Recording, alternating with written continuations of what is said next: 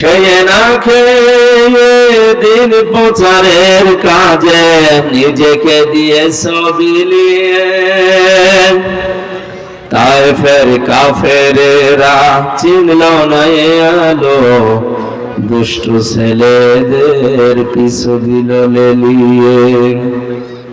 পাথরের আঘাতে ক্ষত বিক্ষত হয়ে সারা শরীর থেকে রক্ত ঝরে। হে রাসূল, তোমাকে ভুলি আমি কেমন করে? হাজারো ব্যথা বেদনার পরে ফিরে আসনি তুমি আপন ঘরে।